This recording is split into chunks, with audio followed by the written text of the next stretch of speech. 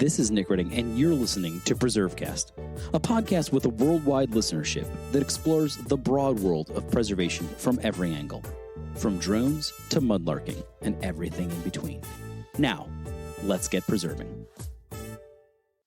This is Nick Redding. You're listening to PreserveCast. We're very excited today to be in the field with PreserveCast. Normally, I'm doing this from behind my desk in Frederick County, Maryland. But today, we're in Anne Arundel County, Maryland, in the city of Annapolis, sitting on the grounds of the historic State House. We're actually sitting in a circa 1730-era building, the old Treasury building, which is currently serving as the site office for a pretty complex and really important project that's happening here in the state, which is the complete overhaul of the State House dome. And overseeing that project on behalf of the state of Maryland is the Christman Company. And we're going to be talking with Drew Brown of Christman about what they're doing here. And then the conversation will continue with several tradespeople who are working on the project. Because as we often say, both at Preservation Maryland and here on PreserveCast, that without the trained hands to do this work, preservation is basically just good intentions. And so we actually need to have people who can do the work. So, Drew, it's good to have you here today. Before we get too far into the conversation about Christman and the State House and all the cool things that we can see from the window we're sitting next to, where did you grow up and what was sort of your path to preservation? So, grew up in Texas and then throughout the country, Alaska, New York, here, North Carolina. Been in the trade since 1993. Started my life as a carpenter building custom homes, historic restoration work in North Carolina. And moved up just through some great opportunities and some great mentors to opportunities here with Christman. And we mostly do historic preservation work here in the district and DMV and just get, these great opportunities to be on these kind of projects. It's really neat. So for those of you who aren't familiar and people listening who don't know about Christman, let's talk a little bit about the company, what they do, where you're located, sort of the scale of the work, and then we'll talk about specific projects. So Christman's been around since 1894, headquartered in Lansing, Michigan. Our regional office here is headquartered in Sterling, Virginia, and we work in the DMV. A lot of work on Capitol Hill with the AOC, and now here in Maryland for the State House. And so the scale of the projects, maybe you talked about AOC. That's not Alexandria Ocasio-Cortez. That's the architect of the Capitol. Yes, architect of the Capitol. And so, maybe paint the picture for some of the projects that you have worked on so far. So scale-wise, we have projects anywhere from, $2 or $3 million to Cannon House office building size that's $750 million as a mega project joint venture. And I think the Cannon's a outlier. That's a very unique opportunity for everybody involved in that project, 10-year joint venture. Projects like the State House here really do fit with the types of, I don't know if scale, it's more this challenge. It's not, scope-wise, this isn't a massive project like your traditional, building restoration project. It's more the complicated nature of it. So I think that's probably a good place for us to pick up with the story of the State House itself. Let's do some background on this. I mean, we'll talk about the scope, but I mean, obviously you're not a State House historian, but you clearly have, I'm sure, have gotten to know it and its history a little bit. So talk to us about the history of this site and the work that you're doing. The site, what really hits home for me is, this was once our nation's capital. George Washington gave up his commission here.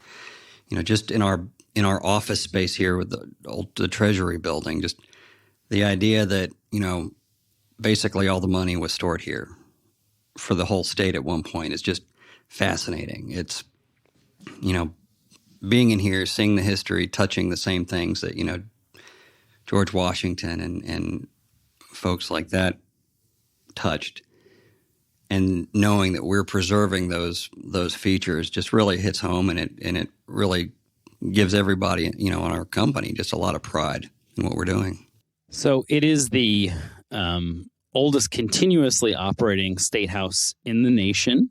It is where, as you sort of alluded to, George Washington resigned his commission and went back to civilian life. It is the place where the peaceful transfer of power really first happened, and sort of the roots of that goes back to this specific place, and it is just a delightfully beautiful building as well. Maybe we can hear from you about sort of the scope of this work, what it is you guys are working on, and what you're doing. Sure. So we're restoring the exterior dome almost completely. We've stripped the existing paint system off. We're restoring that with a linseed oil-based paint system. We're taking off the existing slate shingles, replacing those. The existing wood shingles, we're removing almost all the existing wood shingles and replacing that as well with cypress to match more what was here originally. And I mean, every preservation project comes with its challenges. Anything surprising here? Anything that just really kind of threw you guys for a loop, or has it been pretty straightforward?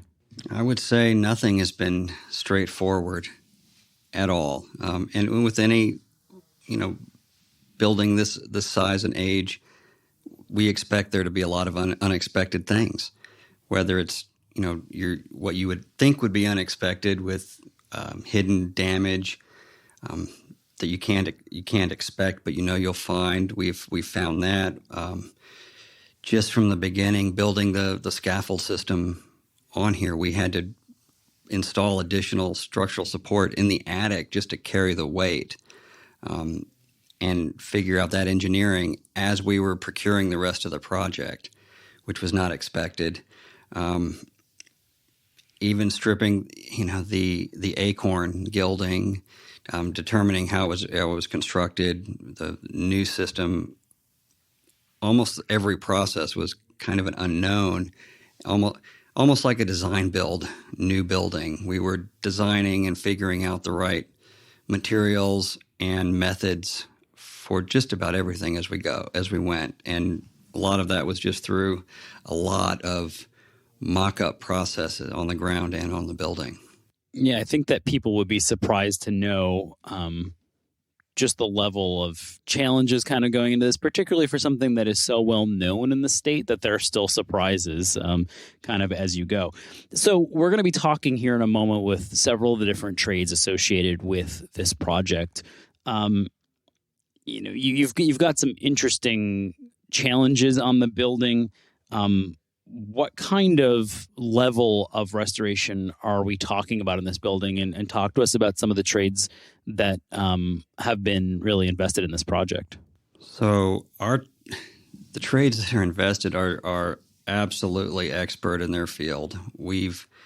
And they're not go fast trades. I mean, they're the slate work, even removing the new slate, the techniques to match what's there, and even things like the dome, both dome features, they're not just perfect.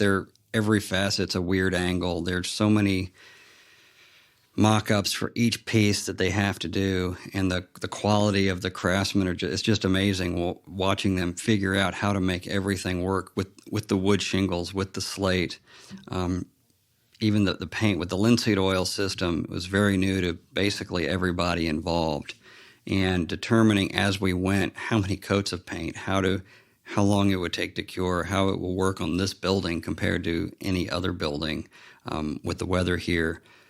All that took, and is still taking, just an inordinate amount of time, and just the expert nature just of our craftsmen just to make this happen. And they're working together with us, and it's just, with the amount of setbacks you can have, the way the team is working is just phenomenal, but it's because of their knowledge and skills that are making this work. I mean, I can lead the team.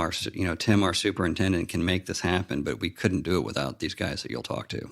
So, I think that's a great sort of segue. We'll be talking to some of these folks. We always like to ask people sort of two final questions when they join us, which is, what's next? What are you working on next? People, I think, always find that fascinating. And do you have a favorite historic place or site? So those are your two final takeaways.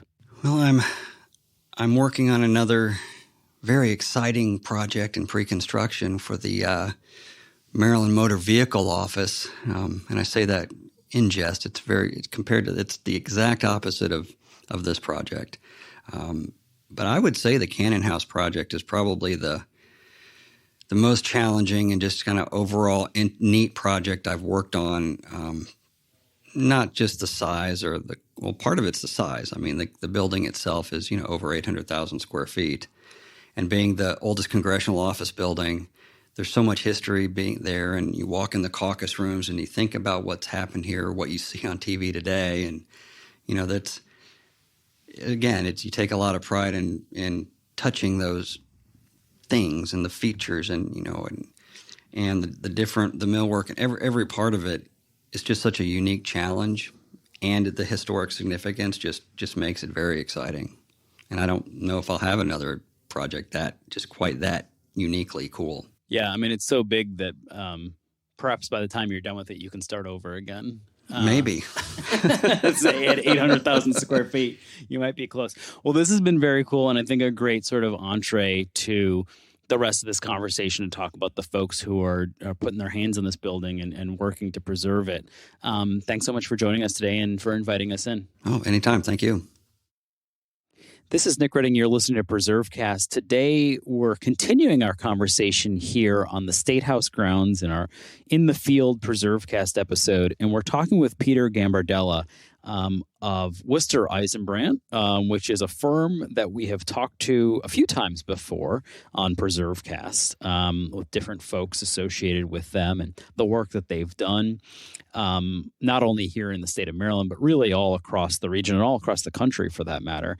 But Peter is specifically working on this project, overseeing a host of different trades that the talented team at Worcester Eisenbrandt is bringing to this project. So, Peter, let's talk about the trades. How did you kind of get into this line of work? What's your background? And then we'll talk specifically about what Worcester Eisenbrandt is doing on this site. Well, I have sort of a atypical background for construction. I started in theater, actually, building scenery. So I was a carpenter and worked in theaters in the area all through college. And after college, I decided, I wanted to find something a little more substantial. They don't pay very well in the theater industry. So I looked for other carpentry jobs, and someone actually recommended Worcester Eisenbrandt to me. So I started initially as a carpenter, but not for very long. Pretty soon after that, they pulled me in to be a field engineer, and then basically worked my way up to project manager. So you're project managing for Worcester Eisenbrandt. What does that entail on a project like this State House Dome restoration? Well, I have to familiarize myself pretty deeply with the drawings and specifications that the work that's called for, and what our particular scope of work is on the project. And then throughout, managing what the crews on site are working on, making sure they're sticking to those plans, and as well as addressing new things that may come up during the process, which there are many of on a historic project, as well as what our crew in our shop is working on, because we've got a lot of our work going on in the shop as well. So it's a lot of making sure that all that is going according to plan, acquiring materials, and there's also, job cost associated tasks, making sure we're on budget, working with Christman for all that sort of thing. And in terms of the trades that are actually on site, which of the trades are you guys managing? And then maybe we'll talk about some of the folks who are doing that work. Sure. Yeah. So we're focused on millwork and windows predominantly. We're restoring the windows that are up on the dome, as well as the balcony railing. They call it the balustrade, and any minor trims like cornices and that sort of thing that are wood. So all of our crews on site are carpenters. And when it comes to doing millwork, there's some pretty unique profiles on this. Like probably nothing. I'm certain nothing is stock. Obviously, where do you guys mill that? Do you have to go off to? Do you have a partner that does that? Do you guys do it yourself? How are you actually cutting the profiles of that kind of stuff when necessary to fix it? Yeah, we have a full back at our headquarters in Baltimore. We've got a full mill shop. We don't grind our own knives typically. We have folks who we provide a profile to them and they'll grind a knife for us, but then we shape the wood there at our headquarters, at our shop. And in terms of how many carpenters do you have on a project like this? Redoing this large, extremely prominent. We were talking with Drew previously about sort of the scale and complexity and scope of this project. How many carpenters? Give people a sense are doing it, and how long have you been out here, and will you be out here? We've got about 4 to 6 carpenters here on any given day. And we've been here, I believe, since July. So we've been working continuously since then with, varying the size of the crew as needed. But that's a pretty typical size crew for work like this. There's a lot made about the need for tradespeople and the challenge of getting just people to work on jobs. Are you guys seeing that sort of play out in your own work? Is it a challenge to kind of always keep fully staffed up? Is there always a need? If someone's listening to this and is thinking about a new career, is preservation carpentry a place where they could find work, you think? Oh, absolutely. Yeah, we're always looking for skilled people for this type of work.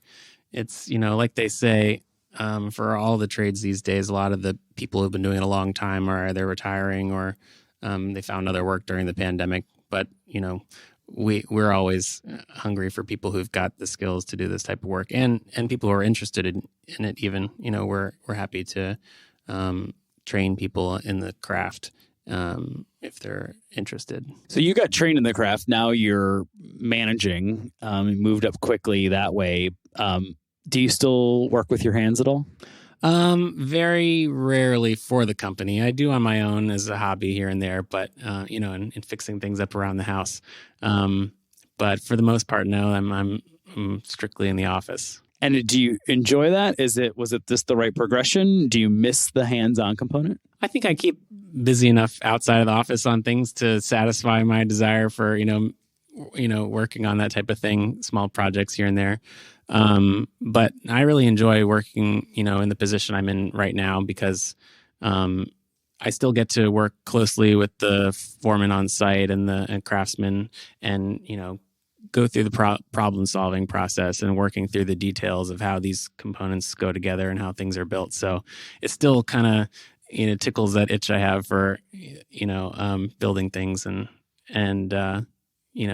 having a tangible result done to the work we do. So this is a big project, and it's, big in the sense not only just in the scale of the dome, but obviously just prominent in terms of it's probably one of the most iconic buildings in the state of Maryland, and certainly one of the most visible. But what's next beyond this? Where do you head next? Do you know what your next project is that you'll be working on? I'm not sure. I've got a couple others that are ongoing at the moment. Any that you can talk about? Yeah, so we just wrapped up work in Baltimore on the National Great Blacks and Wax Museum. I don't know if you're familiar, but it's a wax museum specifically highlighting prominent blacks in history or in American history. And that was an interesting project. It was like a terracotta facade that was built. Or I guess it wasn't the original facade, but they put terracotta on when that was all the rage, back at the turn of the century. And it was in disrepair, as many of them are. So we did full restoration on that facade, as well as other window work and rough carpentry, building a new roof on the tower, that sort of thing. Very cool. And before we go, we ask everybody this. Do you have a favorite historic place or site? Favorite historic place or site? I'd have to think about that one. Well, we can make it a little simpler, which is, what's the last one that you visited beyond the State House? The last historic site I visited. I visited the Capitol building in Austin, Texas. I guess that could be considered historic at this point. My brother lives in Texas, so I went to see it, and it's pretty grand. It's got a lot of pink marble, and it's amazing. Very cool. And apparently you just go around to different state capitals, I guess. You just can't get enough of them. I can't, yeah. Well, Peter, thanks so much for joining us today. It's been a pleasure talking with you. Thank you. Well, this is Nick Redding again, coming to you live in this in-the-field recording of PreserveCast, and we've been talking with folks not only with the Christman Company, but also we've been talking with folks from Worcester Eisenbrandt, and now we're going to be talking with Steve Walter from Murray Painting, one of the tradespeople involved in this project and the restoration of the State House Dome. And we're doing this conversation not only to talk about a really cool project here in our backyard, but to talk about how all these different aligned and allied trades kind of come together to make a project possible. And Steve is from Michigan, but is working on a project here in Maryland, which gives you a sense for the skill and the quality of the team at Murray Painting. So let's take a step back first before we talk about the specific project. And people like to know who we're talking to. So where were you born, and how did you get into the line of work that you're in today? I was born in Flint, Michigan back in 1972, if that tells you my age.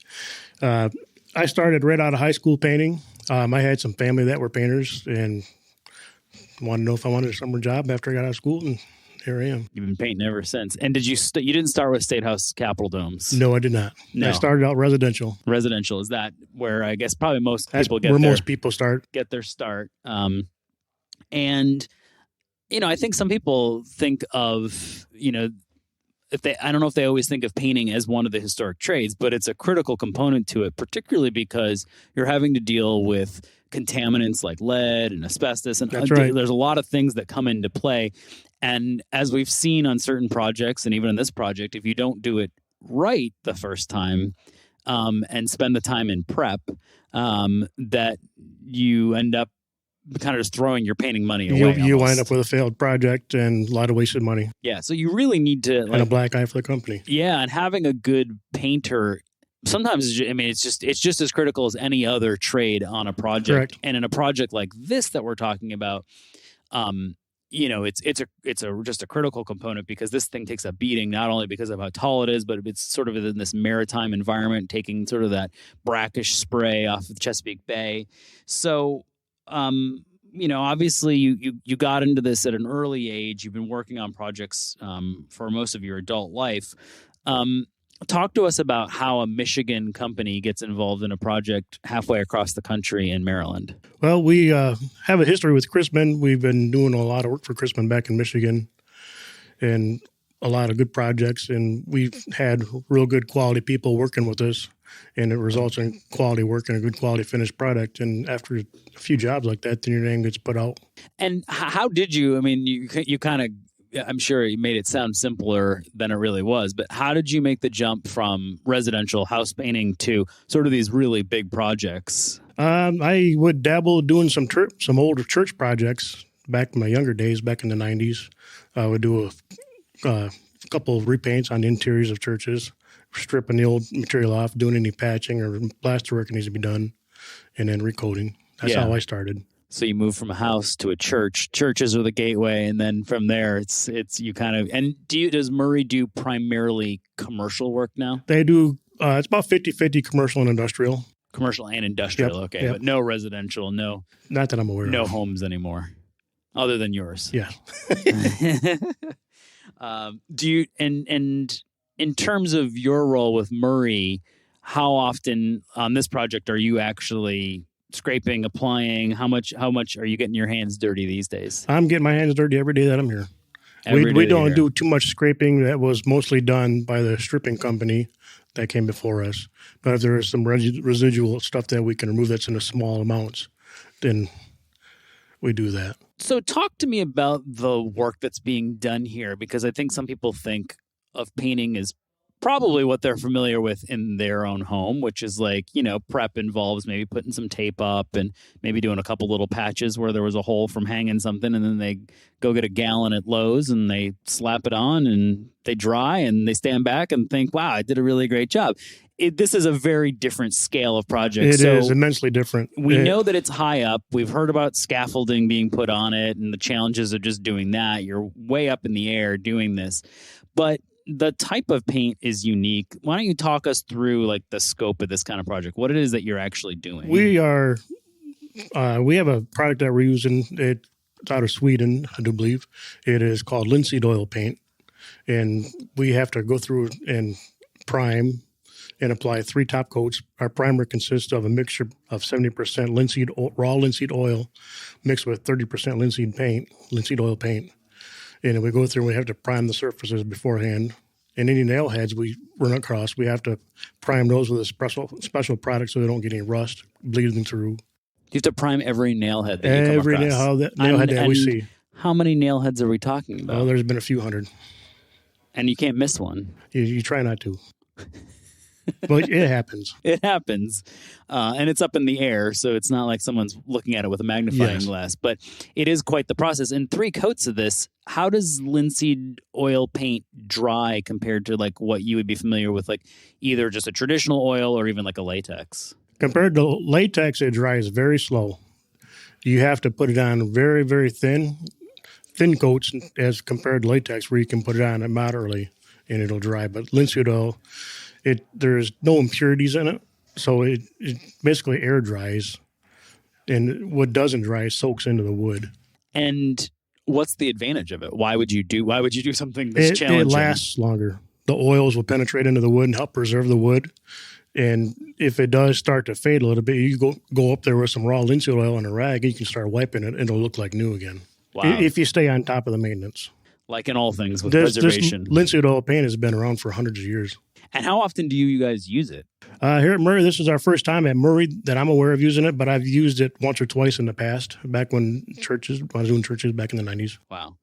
It's always interesting when you sit down with a tradesperson, and particularly somebody who's still doing it every day, because, we sort of said in the intro to this that preservation without the trained hands to do it is basically just good intentions. There is no preservation without people actually getting their hands dirty and doing the work. Yes, you have to care. Yeah, you have to care.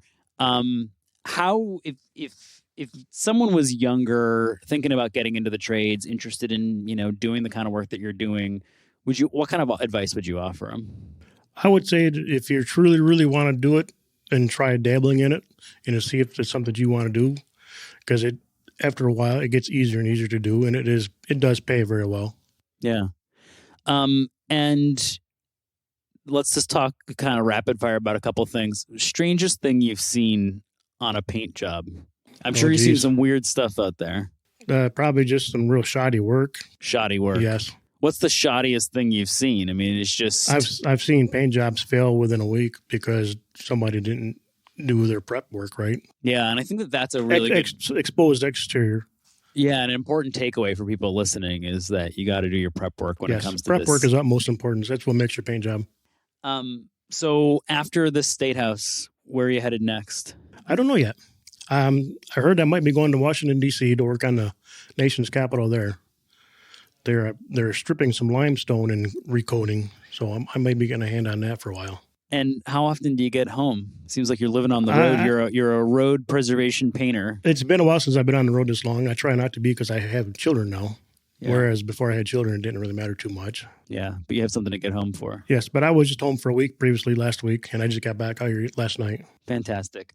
Well, before we go, we always like to ask people if they have a favorite historic place, a place maybe that they fell in love with when they were younger, or something that's special to them. I would say for me, back home in Michigan, it would be Mackinac Island, Mackinac City. Mm-hmm. That's a pretty good one. That and I don't know if you've heard of it, but Greenfield Village and Henry Ford Museum. Yeah, it's a great one. Them are really, really nice places to go. Well, you can't go wrong with either. Memories ever since I was a kid being there.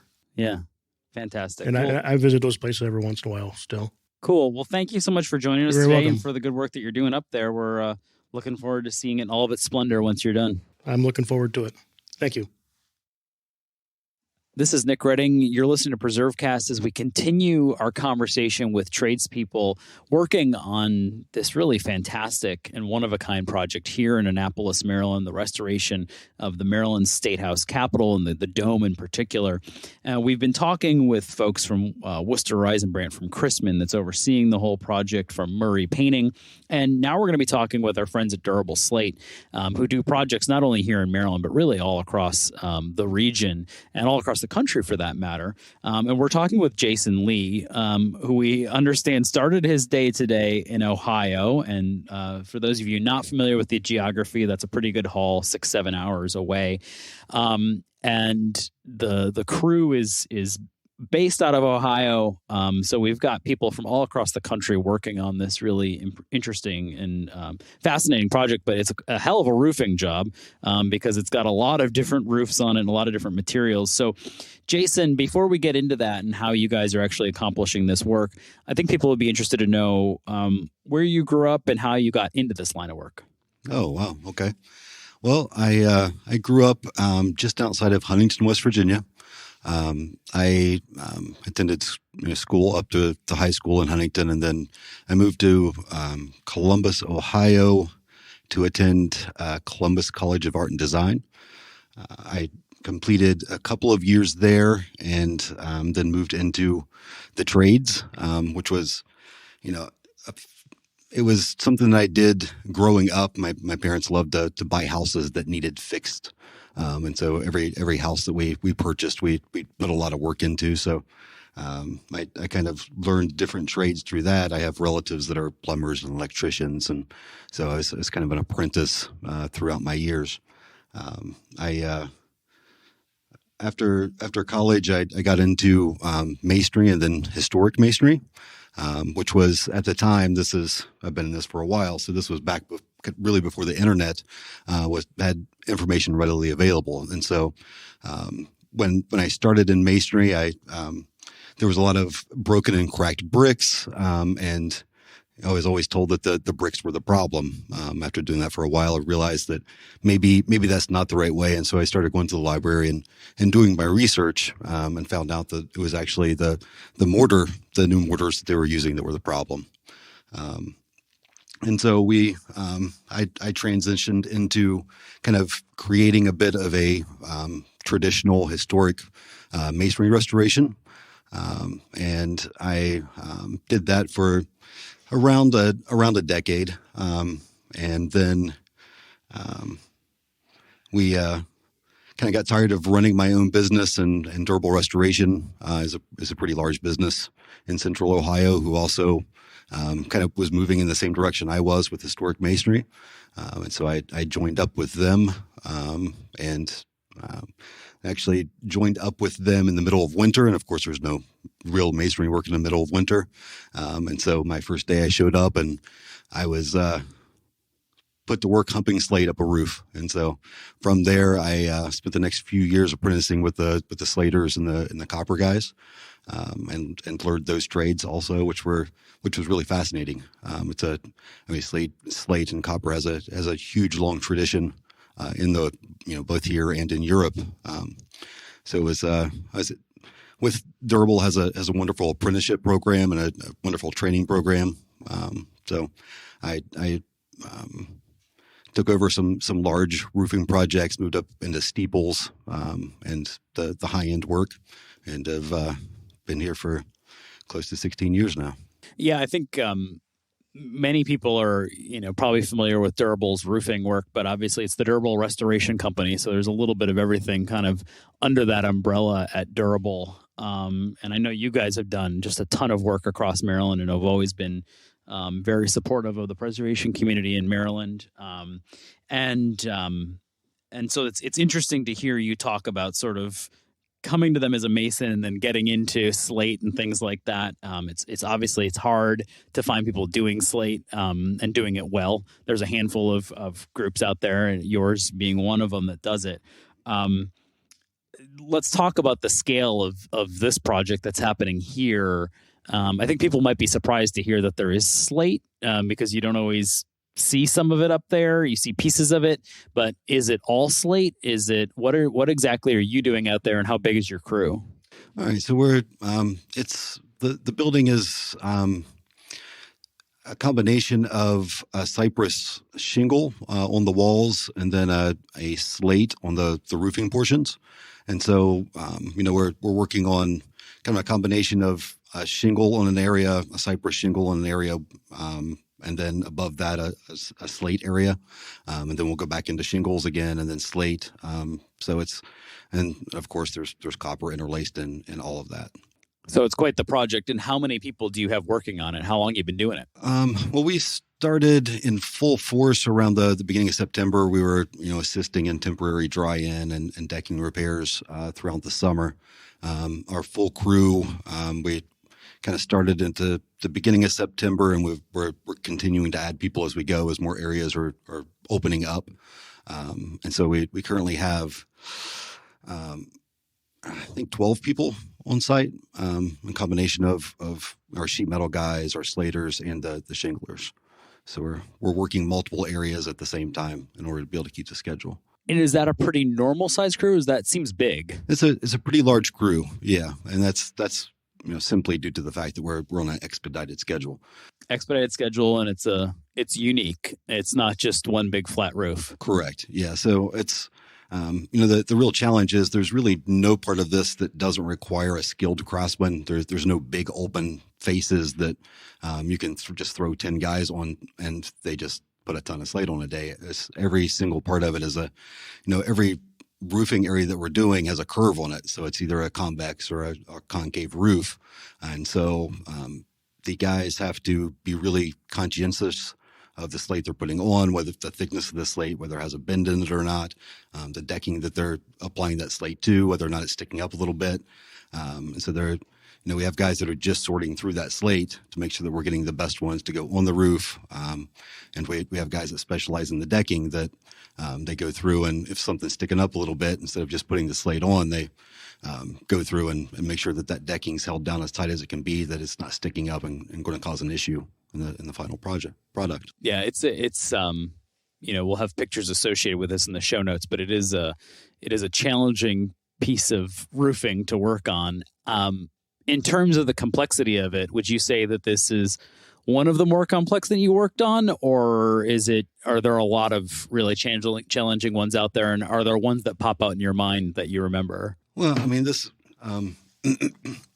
is definitely one of the most challenging projects, mainly due to the concave and convex portions of the roof. What we refer to them as swoops, and we do a lot of swoops, but they're not typically this severe. And so in order to get the slate to lay properly, there's a lot of working each slate individual to get it to set. There's of course more complex roofs with intricate designs that all have to be mapped out, and a lot more on the front end of making sure that all your lines are in the right place, and each style or shape or color of slate goes in the right place. Luckily on this we have one color of slate, so we don't have an intricate design with, say, scallops or cut corners that also have to be integrated. But the actual process of installing those slates this is definitely one of the more complex projects. And where do you actually get the slate? I think some people would be interested to know where that actually comes from nowadays. This is a North Country slate, so a North Country black. It comes out of a really nice quarries, up in Vermont and Canada. There's a good vein that runs up through right now. And so we're able to get a good solid slate that's a good 200 plus year slate that does actually come out of the quarry at a really consistent thickness, and it's very workable.